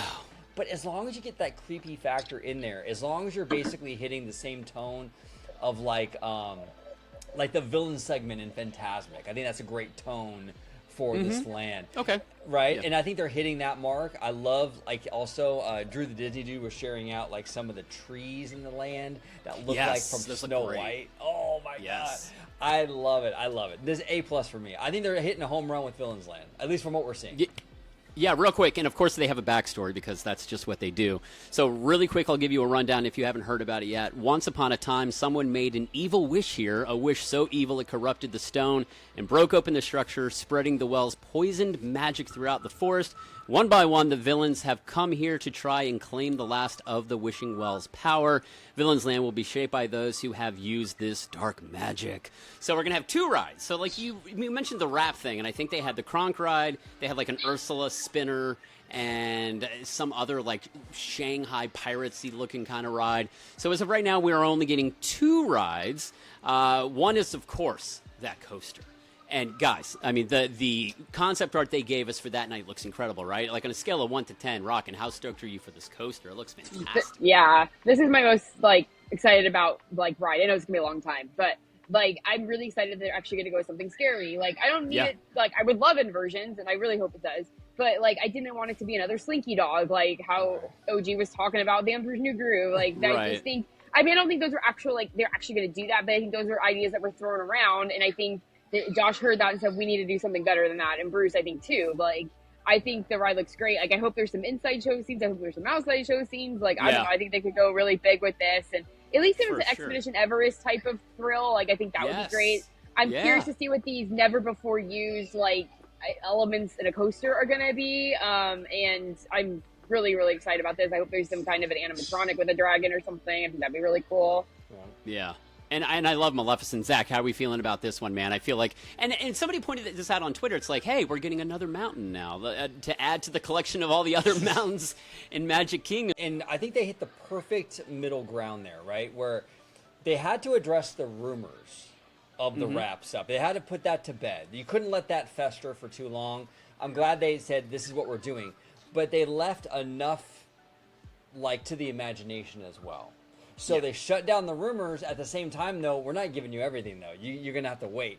That was the perfect kind of thing. And this is actually, and we'll talk about it, I'm sure, but this is kind of what I wanted them to do with Avatar. And they didn't do that. Where you shut down the rumors, but you give enough enough for the imagination. But they handled it perfectly with Villains Land. I think the aesthetics, the vibe, the whole thing, spot on. I think it's going to be... I mean, cause you really have to hit a home run because, Universal did a great version of this kind of with the Monsters area at Epic Universe. And I think Disney understands that. And to be honest with you, I think the whole expo has really shown, because it's been very Walt Disney World heavy. I do think they are seeing what's going on at Epic Universe. Sure. And they are looking at and going, you know what? They are gaining market share here. We got to step it up a little bit because you are seeing a step up at Disney World since that Epic Universe came online, a year and a half ago now. So I think that's good, though. Competition is good. Yeah. Go ahead, Rocky. And I think Josh tomorrow, like, I think as much as we all talk about wanting that fifth gate, I think he knows that we need to best up our 4 gates that we have as best as they possibly can. And I think that's honestly what they're doing. Like, they're really plussing these. And I'm thinking it's like a Toontown kind of vibe with the different villain layers. You know, like, you're going to walk around and go these different villains. Like, I think this honestly sounds great. And like, you know, both of you said, like, they're kind of leading up the last ride up to Interpretation. Like, some people are like, is it a boat ride? Is it a dark ride? Like, we don't really know. Like, we'll have to see. And I think, you know, whatever technology they use will be really cool. Yeah. Yeah, so speaking of that second ride, it is a dark ride, which is awesome. I can't get enough dark rides. I love them. Featuring a whole array of your favorite Disney villains, hosted by the Magic Mirror. You're going to find the Magic Mirror where the evil queen keeps him, in the catacombs beneath her pristine palace. After you're making your way to him, he magically transports you into this mystical mirror realm to see things on the other side of the mirror. And down there, we're going to see some really cool villains like Dr. Facilier. They showed off on the screen. They showed off Cruella de Vil. I mean, this ride looks awesome. And again, like, I've heard rumors, I don't know if this was in their article or not, that it could be the same kind of ride system as that Peter Pan's Neverland Adventure over That's in what I Fantasy think. Springs. Yeah, which I think would be awesome. So, I mean, from everything they've showed us so far, I mean, I was already stoked for this land. Now it's like been taken up to a whole nother level, and I'm already like in my mind thinking like, what is the nighttime lighting package going to look like in this land too? Like, I think that place has the possibility to be like one of the best lands they've ever done. I mean, Pandora, as it stands right now, is my favorite place to be at night when we actually do get some nighttime over there. But I think this place could be insane. So again, I ask you, I know this isn't like directly involved with taking out the rivers of America, but kind of, sort of. So with getting rid of everything we got rid of in the park, how are we feeling about these two new additions as a whole? Is this Magic Kingdom, like you said, like trying to separate themselves from Disneyland, trying to compete with Epic? I mean, what more could you possibly ask for? I think they're knocking it out of the park with what they've shown us. Well, you have to, and I think you bring up a really good point here, Nick, with the nighttime package, right? Yeah. Because we have a thing out here, Oogie Boogie Bash. And with Oogie Boogie Bash, they have Villains Grove. And in Villains Grove, you kind of go through this like wooded area, but they use a lot of like projection mapping and like, you know, all that kind of stuff. And in that kind of like walkthrough, you see like shadows of like the hyenas and things like that, right?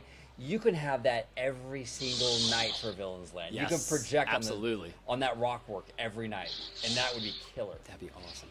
Dude, that'll be so sick. So they had me super hyped after talking about that. And then they brought Glenn Close out as Cruella de Vil, which was kind of fun. And then it got weird because they brought out Beck, and they didn't even, like, she made a little joke about calling him Speck.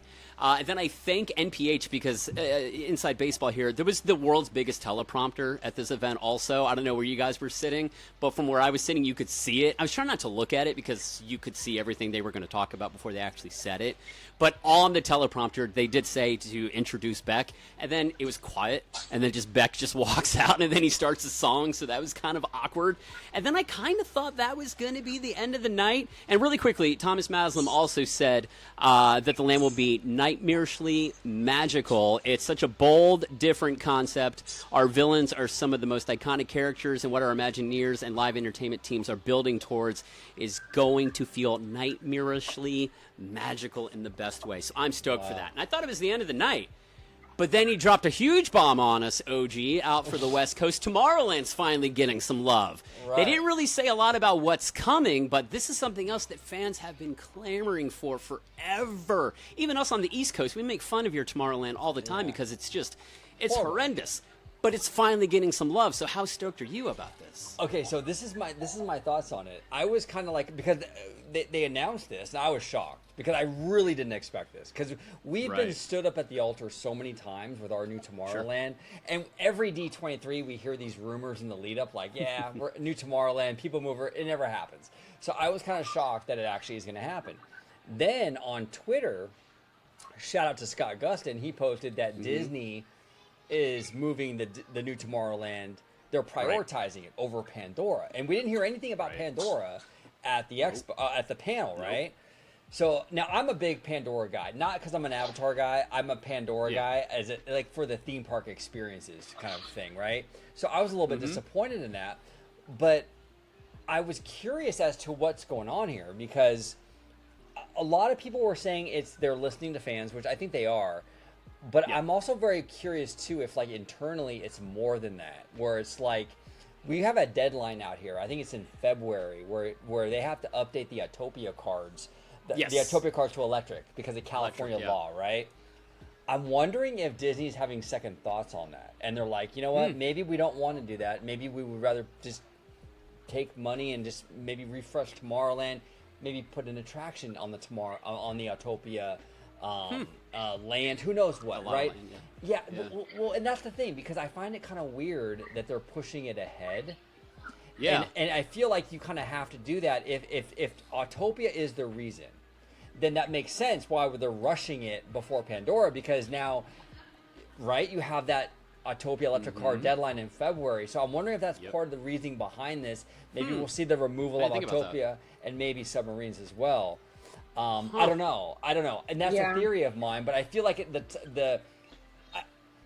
look, it's interesting that they announced it, but bringing it to the foreground before a project that's already being worked on makes me think there's more to it than just, hey, we heard you, you know? Putting on your tinfoil hat there a little bit. So, Rockin', you grew up going to Disneyland all the time. You know that their Tomorrowland is, not great, to put it mildly. So are you stoked on this? Like, do you think anything's going to go away? Like, I kind of think Star Tours is probably a goner. Like, I think its days are numbered. Are we going to get a people mover finally coming back? Like, what do you think, in your mind, could be coming to Disneyland's Tomorrowland? I think Nemo's gone, finally, hopefully. I don't think these Matterhorn rumors are true. I don't know if people were talking about that. But yeah, I agree, though. I was thinking the same thing with the electric car thing, too. And I could definitely see Autopia going. And I don't know if they would do anything with the Innovations building at the time. But, I mean, Galactic Girl needs a major refresh. I think... Yeah. But Buzz, I think they'll keep, but I think I could see it getting kind of a retheme, like, the Sugar Rush or the Ant-Man. Like, I don't think they would do Ant-Man because it's all Marvel in the other park, but I could see them doing maybe the Sugar Rush thing, but I don't think they really will. And I do think Star Tours will be gone, but I think they're kind of limited on what they can put for Star Tours. Like, I think it's going to have to be another simulator type thing. But, I mean, the thing did mention a lot more space to sit down. So I'm curious if they're going to get rid of the Astro Orbiter where it is and add, like, a fountain or add, like, something there. But they have to be really careful because that's a huge, huge, huge pyro, like, walkway. Like, when fireworks are going on, like, they can't just, like, throw in a middle big, huge fountain. Like, they have to be, like, smart about that. So... But I'm curious if that ride will be either gone or relocated. I love people to come back, and I think that they want to do it. I don't think the whole entire track would come back. I think they would probably cut the part like Biotopia. But I definitely, everybody wants it, and it would take a crap ton of work to make it happen because of what Rocket Rods did. But if they, they want to spend the money and they want to spend the time, I don't know how the construction would be. They'd probably have to close off the whole land or at least part of it at a time to do it. But I think a lot of this also is being expedited for the 75th. I don't think all this is going to be open for the 75th, but maybe portions of it would be. I'm not sure, but I think this was definitely a really, really, really good announcement and another kind of goodwill gesture too, because the land obviously needs a lot of help. Well, and the other thing. Go ahead, OG. I'm sorry. The other thing too that we have to consider is that Autopia has a massive footprint, and it sits in Tomorrowland, but also very close to Fantasyland with the motorboat cruise area and all that stuff. I'm wondering if a new Tomorrowland is also sort of setting the stage for a potential Fantasyland expansion. If you get rid of Autopia, you can kind of do your Frozen or do your, okay. So yeah, we'll see. I can see that too. That'd be cool. And if they bring back the People Mover, Offhand Disney will just die and go to heaven. That dude has been begging for that forever, that poor guy. I want it to happen for him so bad. Can I ask you guys a question? I'm very curious what you guys think about this, because it ties into New Tomorrowland, but just I think the overall theme of like what this new experiences era, we're kind of going into. Thomas Maslam mentioned many times, that we're listening to fans, right? Which is very, very good. But does it worry you because sometimes I feel like the fans aren't always right? For example, Mission Breakout. We talked about that one where fans really didn't want that initially, Even Pandora in Animal Kingdom. Fans were very, I don't know, aliens and in a park about real animals. Does it worry you that they might get into this thing where they're listening to fans, but maybe they're over-listening, where they're like, we might lose things that might have otherwise been really good because fans are kind of prejudging stuff in advance and they're listening to that. Is that a concern for you guys? Like that maybe that might be a thing, or do you feel like they're going to balance it a little better? I think they're walking a fine line right now, which I really appreciate. And I was telling this to somebody I was talking to at the expo, I think it was on Sunday, that, you know, they're doing the big fun things like Piston Peak to try to get the new fans in, and Monstropolis is a huge property to getting those fans in.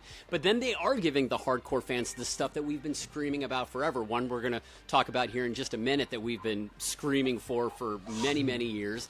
And Tomorrowland getting gussied up, fixing the Yeti. Like, they are listening to the things that we do want, and I think that is much appreciated. Again, like, there are some people who are like, again, with the Yeti, like, why did they even announce that? This is just stuff they should be doing. But again, they didn't have to do that. But they are listening to us, and they seem to care.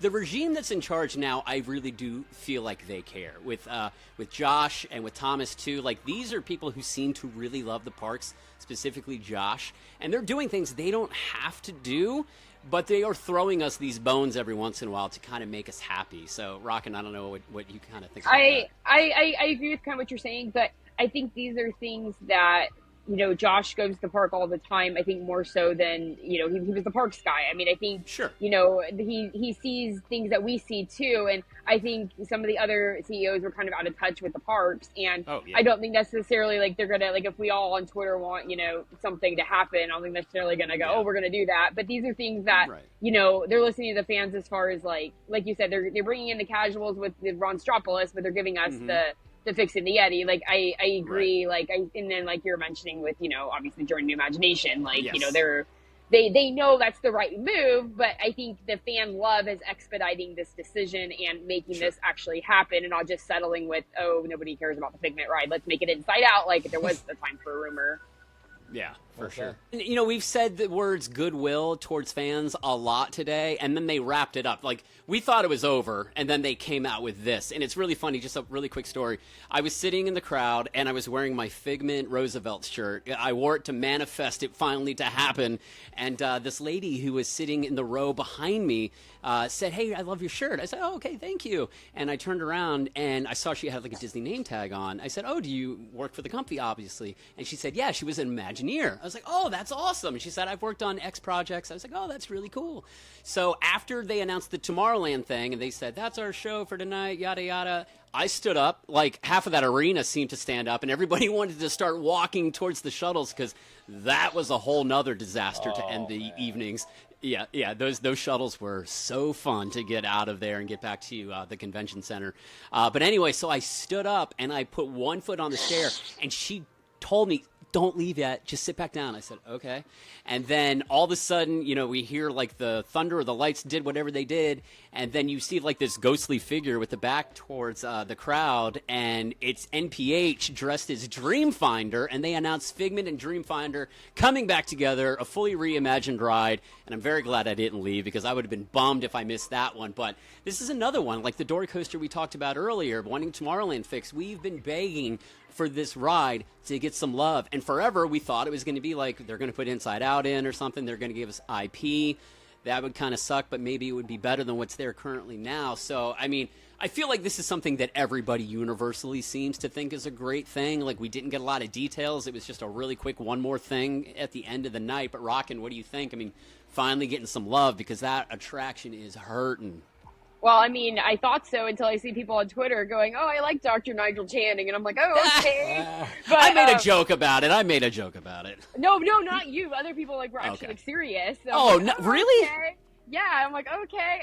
But yeah, I mean, it's still one of my favorite rides in Epcot. But yeah, like I cannot wait to be able to ride this on repeat is like a way better version. I mean, I think this is something that they're going to aim for Epcot's 50th. So, I mean, I could see something, you know.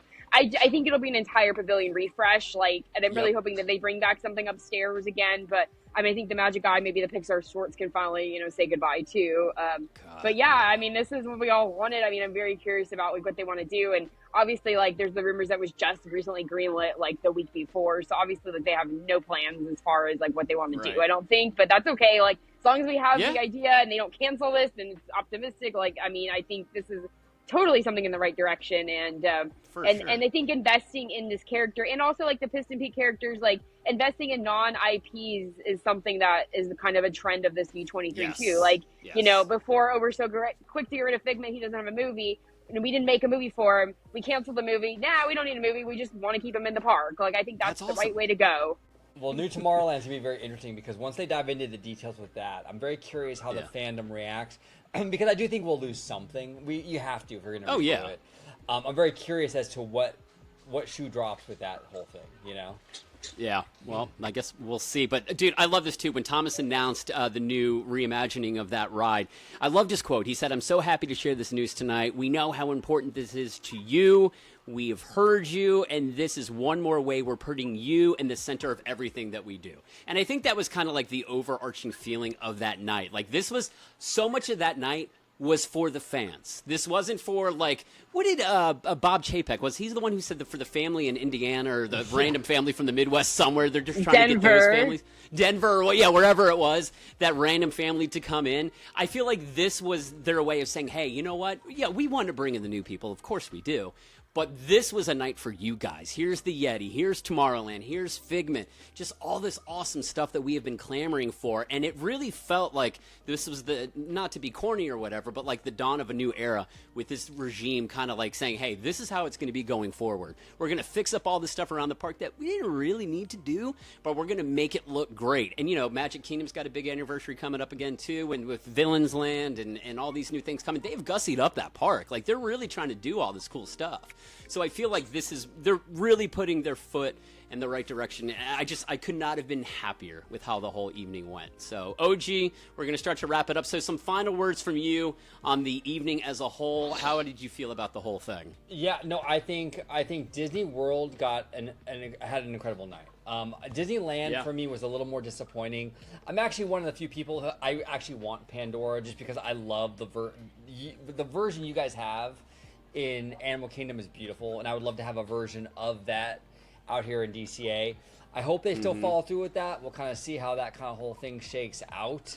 Hopefully, because from what I'm hearing too from like sources and stuff, whatever attraction they're planning for that Pandora DCA, it's a killer. It's incredible. Oh, okay. Yes, like you book a vacation for it kind of thing. And I'm like, and I really want that to come for that park. I think DCA needs it in a bad way. Yeah, so that's kind of where I'm at with it. But we'll see. They might change it. Maybe they'll turn that into like a Moana thing or something. We don't know, you know.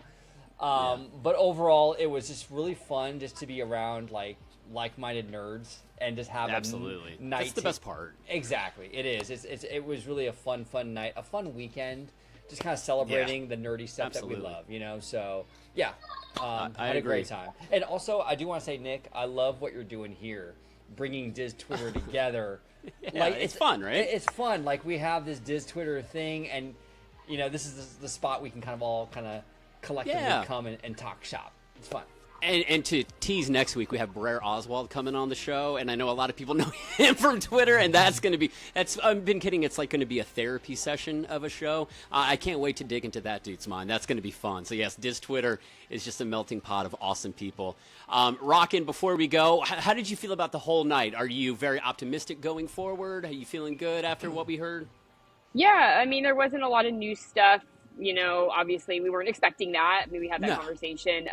But it was really great to see them elaborate more on what they were talking about. I mean, they could have just canceled some of these projects, but instead they're going with them. Sure. I think it would be a real telltale sign if they decide to make both Villains rides have height requirements. Like, I think that would be saying something because, you know, for them to have a land with no rides for, you know, any ages, like, I think that would be a real big point. I mean, I think that's the direction the Villains Land needs to go. And I'm glad that they're actually embracing the spooky. And, you know, Neil Patrick Harris referring to Indy as a scary attraction, it gave me more confidence that they're going back to that. You know, we don't need to be like Zoogather and, you know, be for the, you know, the little babies and everything. Like, I'm glad that they're finally going with that little bit of scare again. But yeah, no, overall, I think it was really positive, and I just want to know more. Like, I mean, I think that's all of us. We want to know more about these other projects that they didn't really get to say much about, but I know they're fresh off the press, but I still just don't think Pandora is going to happen. I think they're going to keep pushing it back. I mean, I agree with what Scott was saying on your podcast. Like, he thinks it's happening. It's just going really slow. Like, I do kind of agree with that. I think what's going to eventually happen is the ride will happen here as a Pandora expansion and give us the third ride and then just put something else in DCA. I just still cannot imagine that going on a current bus loop in concrete. Like, I just can't imagine Pandora going there. Like, to be honest, I mean, I think they'll get something. I just don't think it'll be Pandora. And I mean, that's another thing about you saying about listening to the fans. I know the fans really want that. Not to say that's a bad thing to add, but like I just still don't see it happening. I'm sorry. Everybody, thank you so much for joining me. I know this is kind of a longer podcast, but they just gave us so much stuff to talk about. So before we go, let's go around the horn one more time. Rockin', you're always super fun to follow, so people can just continue to follow you on Twitter, and you do all your awesome updates and things like that. So what are your plans for the weekend? Where are you going to be? Where can we see you on Twitter? Well, tomorrow I'm going to go to Epic Universe, and then I'm going to the H2O Glow Typhoon Lagoon on Saturday, and then my first Not So Scary on Sunday of the season. So have some cool plans lined up. Can't wait to see all that. OG, where can the people find you? Yes, Nick, I want to thank you so much for having me on today. Had a great time talking shop with everybody. You can find me right here on YouTube, talking theme parks. We even dip into studio and even the corporate side of Disney. Cool. On Orange Grove 55, also on X, Orange Grove 55, and also on Instagram, Orange Grove 55. Nice. So I want to thank you. You're again. everywhere. I'm everywhere. Very cool. Well, everybody, thank you for joining me. Rockin', I think you're going to get kicked out of Hollywood Studios here pretty soon. Isn't this joint about to shut down? Park closes in an hour. We're good. Oh, okay. Ooh, they're staying open a little late tonight. Very nice. All right. Well, everybody, thank you so much for joining me. This is really fun. It was really cool to do a roundtable and talk to everybody about this news. So I hope you all have a wonderful rest of your evening and a great weekend. And everybody else, we will talk to you next week on a brand new show with Brer Oswald. So bye, everybody.